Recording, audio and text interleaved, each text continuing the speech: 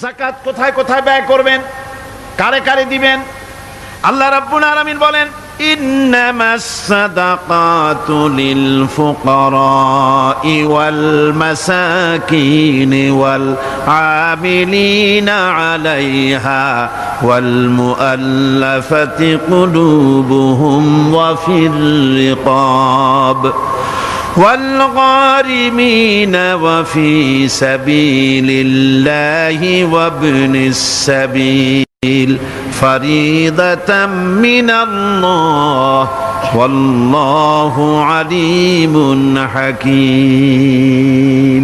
সূরা তাওবার মধ্যে আল্লাহ পাক যাকাত কোথায় কোথায় দিবেন খাতগুলি আল্লাহ বলে দিচ্ছেন। কোন আলহামদুলিল্লাহ। যেখানে সেখানে যাকাত দেওয়া যাবে না। যাকাতের জন্য খাত হচ্ছে 8টা। যাকাতের জন্য খাত কয়টা? 8টা। 8টি খাতে আপনার যাকাতের টাকা আপনি ব্যবহার করবেন, ব্যয় করবেন।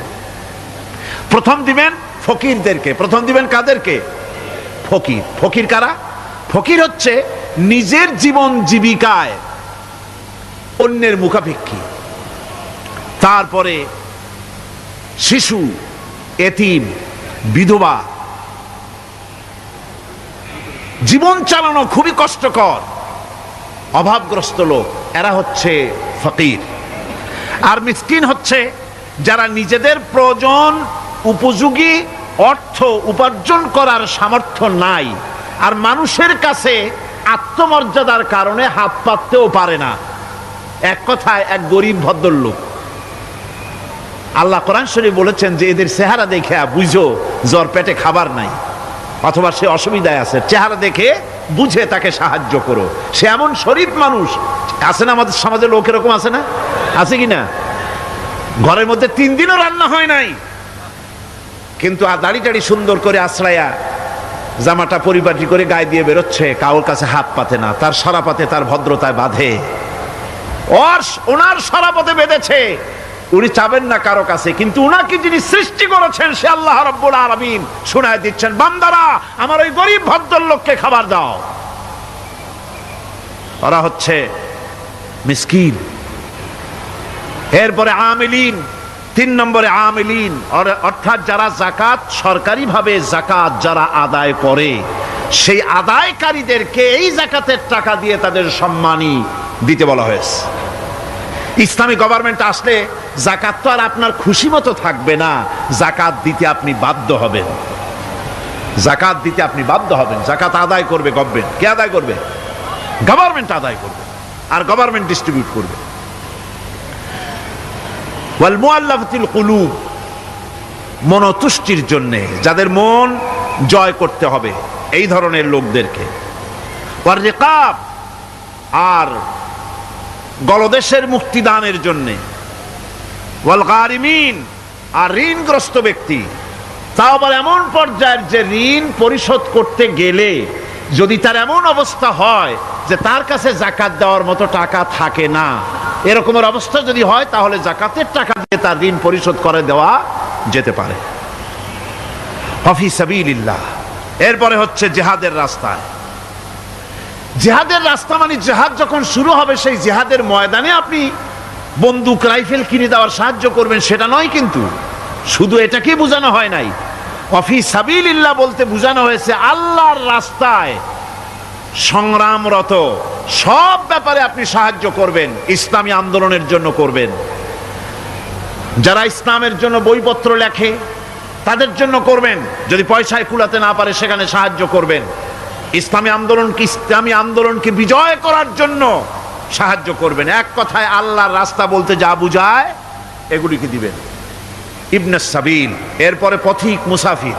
পথিক মুসাফির সে যদি বাড়িতে ধনী থাকে, ঢাকায় ধনী, কিন্তু চট্টগ্রামে এসে সর্বহারা হয়ে গেছে, টাকা পয়সা সব লুটপাট হয়ে গেছে, এখন বাড়ি ফেরার উপায় নাই, যাকাতের টাকা দিয়ে তাকে সাহায্য করা যেতে পারে। এই 8টি খাতে এভাবে যাকাত দেওয়ার জন্য আল্লাহ খাত সৃষ্টি করেছেন। কয়টা খাত হলো? 8টা খাত।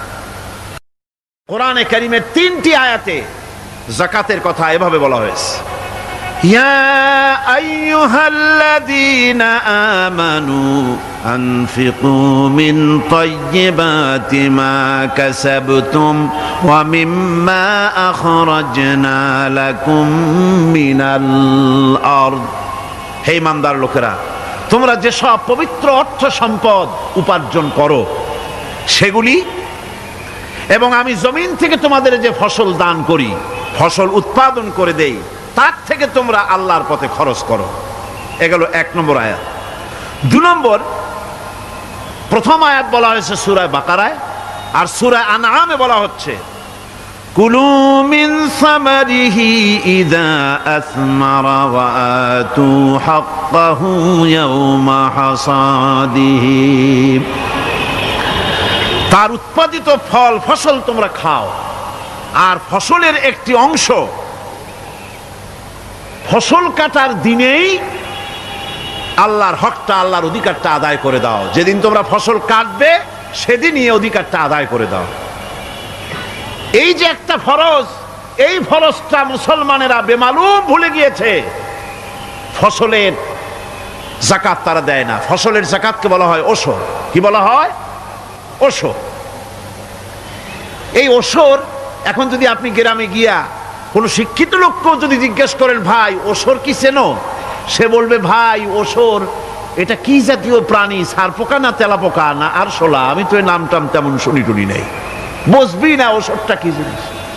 অথচ নামাজ রোজার মতোই ফরজ ওশর আদায় করা। কবে আদায় করবেন? যেদিন আপনি ফসল কাটবেন সেই দিনই ওশর আদায় করে দিবেন। পরিমাণটা কি হবে? পরিমাণ হবে আকাশের বৃষ্টির পানি দিয়ে, আকাশের বৃষ্টির পানি দিয়া যদি ফসল হয় তাহলে দিবেন 10 ভাগের 1 ভাগ। 10 মণ যদি ধান হয়, গম হয়, ডাল হয়, 1 মণ আল্লাহর অধিকার আদায় করে দিবেন। অধিকারটা কার? আল্লাহ কি করবে দিয়া? আল্লাহর অধিকার মানে গরিবের অধিকার, গরিবের হক। এই অধিকারটা আদায় করে দাও। 10 মণ হলে কয় মণ? কি হলে? যদি আকাশের বৃষ্টির পানিতে হয়। আর যদি আপনার সেচের মাধ্যমে হয়, সেচ পরিকল্পনার মাধ্যমে পয়সা খরচ করে পেট্রোল ডিজেল লাগায়া ইঞ্জিন চালায়া পানি উঠাইয়া কষ্ট করে ফসল ফলাইছেন, তাহলে আল্লাহ পাক বলছেন 10 মণে 1 মণ দেওয়া লাগবে না, তোমার খরচ হইছে বেশি। বান্দারে, তোমার উপরে আল্লাহ পাক জুলুম করবেন না, এবার 20 মণ হলে তার থেকে 1 মণ দিও। সুবহানাল্লাহ। ওয়ামাল্লাহু বিযাল্লামিল লিল আবিদ। আল্লাহ রাব্বুল আলামিন তার বান্দার উপরে জুলুম করেন না। সুবহানাল্লাহ। কোন এইভাবে করে ওশরের যাকাতটা তোমরা ঠিকমতো আদায় করে দিও। ওশরটা দিও, ফসলের ওশর দিও, আর টাকার যাকাত দিয়ে দিও। যারা এটা দিবে না তাদের সম্পর্কে আল্লাহ পাক সূরা তওবার ভিতরে বলেছেন, ওয়াল্লাযীনা ইয়াকনিজুনা আয-যাহাবা ওয়াল ফিদ্দাতা ওয়া লা ইউনফিকুনাহা ফী সাবিলিল্লাহি ফাবাশশিরহুম বিআযাবিন আলীম। যারা নাকি স্বর্ণ এবং রৌপ্যকে সঞ্চয় করে, জমা করে, ওয়ালা ইউনফিকুনাহা ফী সাবিলিল্লাহ, আর আল্লাহর রাস্তায় তা খরচ করে না, ফাবাশশিরহুম বিআযাবিন আলীম, তাদেরকে কঠিন পীড়াদায়ক শাস্তির সুসংবাদ দাও। পীড়াদায়ক শাস্তির কি দাও? শাস্তির কি সুসংবাদ হয় নাকি? হত উচিত ছিল শাস্তির দুঃসংবাদ শোনাও না, আল্লাহ বলছেন সুসংবাদ শোনাও। এটার দৃষ্টান্তটা আমার ভাষায় আমি মানুষকে এভাবে বুঝাই। ছেলে খুব দুষ্ট, দুষ্টামির ঠেলায় অস্থির, তার মা মোটেই সামলাতে পারছে না। তখন মা বলে, বেটা আমার কথা তো শুনলি না, তোর বাবা আসুক, তারপরে আমি তারে নালিশ করব। এমন পিট্টি দেবে, মজা টের পাবি। তখন পিট্টি দিলে কি মজা লাগে নাকি? তার মানে শাস্তির তীব্রতা বুঝাবার জন্য বলা হচ্ছে, মজাটা টের পাবা। আল্লাহ রাব্বুল আলামিন বলছেন, কঠিন পীড়াদায়ক শাস্তির সুসংবাদ ওদের দাও। সোনা রূপা যারা জমা করে রাখে, যাকাত দেয় না, আল্লাহর রাস্তায় খরচ করে না। সোনা এখন পুরুষেরাও ব্যবহার করা আরম্ভ করছে। অবশ্য চিটাগংয়ে এমন কাম শুরু হয় নাই। ছাত্র, শিক্ষক, অফিসার গলায় একটা সোনার চেন, শীতের দিনেও সামনের বোতাম খুলে রাখে যাতে চেনটা সকলে দেখে। মিয়া সাহেব, এটা সোনার চেন না, জাহান্নামের আগুনের শিকল পড়েছো। পুরুষের জন্য এক রত্তি সোনাও হারাম। তোমার শরীরের সৌন্দর্য বাড়াবার জন্য স্বর্ণ ব্যবহার করতে পারবা না। স্বর্ণ রৌপ্য জমা করলো আর আল্লাহর রাস্তায় খরচ করলো না। রব্বুল আলামিন বলেন, ইয়াউমা ইউহমা আলাইহা ফি নারি জাহান্নামা ফাতুকওয়া বিহা জিবাহুহুম ওয়া জুনুবুহুম ওয়া যুহুরুহুম। একদিন আসবে এমন যেদিন এই সঞ্চিত ধনরাশি, সোনা দানাগুলি জাহান্নামের আগুন দিয়ে জ্বালানো হবে। আর জাহান্নামের আগুন দিয়ে জ্বালায়া এইগুলি দিয়ে তার পিঠের উপরে আর পাঁজরে সিল মারা হবে জাহান্নামের আগুন দিয়া। বলা হবে, হাদা মা কানাজতুম লিআনফুসিকুম ফাযুকু মা কুনতুম তাকনিজুন। মজা চাখো, স্বাদ গ্রহণ করো। এ হলো তোমার সেই সঞ্চিত সম্পদ, সঞ্চিত ধনরাশি যা তুমি জমা করেছো আর আল্লাহর রাস্তায় খরচ করনি। এখন এর শাস্তি গ্রহণ করো। সুতরাং সঞ্চয় করা, মাল জমা করা এক শ্রেণীর লোক আছে। আল্লাহ পাক বলছেন, আল্লাযী জামা মালান ওয়া আদ্দাদা। মাল জমা করে আর মোছে তেল মাখে। টেলিফোন করে, হ্যালো, সোনালী ব্যাংকের ম্যানেজার সাহেব নাকি? বলে, হ্যাঁ, দেখুন তো আমার ব্যালেন্সটা কত। উনি বললেন, বল্টু সাহেব, আপনার ব্যালেন্স হচ্ছে 50,77,372 টাকা 79 পয়সা। তখন মোজ ঘষে, আতর লাগায়, তেল মাখে আর মনে মনে আনন্দ হয়, আরো কিছু জমা করতে পারলেই তো কোটির কোটায় পৌঁছে যাব। আল্লাযী জামা মালান ওয়া আদ্দাদা। মাল জমা করে আর গুনতে থাকে, আল্লাহর রাস্তায় খরচ করে না। আল্লাহ রাব্বুল আলামিন বলছেন, খুয মিন আমওয়ালিহিম সাদাকাতান তুতাহহিরুহুম ওয়া তুযাক্কিহিম বিহা। তাদের অর্থ সম্পদ থেকে যাকাত উসুল করে তাদেরকে পবিত্র করে দাও। যাকাত আদায় করার মানেই হলো তার সম্পদগুলি পাক হয়ে গেল। কোন আলহামদুলিল্লাহ, সম্পদ পাক হয়ে গেল, পবিত্র হয়ে গেল। আর যেই সম্পদের যাকাত দেওয়া হয় না, আল্লাহর রাস্তায় খরচ করা হয় না, তা সম্পূর্ণরূপে অপবিত্র, নাপাক। কি পরিমাণ সম্পদের নিসাবটা কেমন হবে? নিসাব হবে 52.5 তোলা রৌপ্য যদি আপনার কাছে থাকে, আপনি বাজার দর হিসাবে যাকাত দিবেন। স্বর্ণ 7.5 তোলা পর্যন্ত যদি হয়ে যায়, তাহলে অবশ্যই বাজার দর হিসাবে প্রতি বছর তার যাকাত দিবেন। ছাগল যদি 40টা থাকে, যাকাত দিবেন। গরু যদি 30টা থাকে, তাহলে যাকাত দিবেন।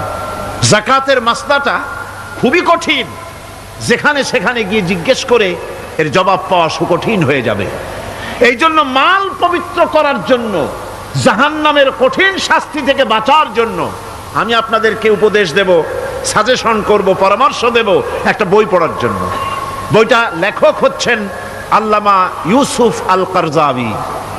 বর্তমান আসরে, এই বর্তমান বিশ্বের একজন সাহসী মুফাক্কির ইসলাম, কাতার ইউনিভার্সিটির শরিয়া ফ্যাকাল্টির ডিন।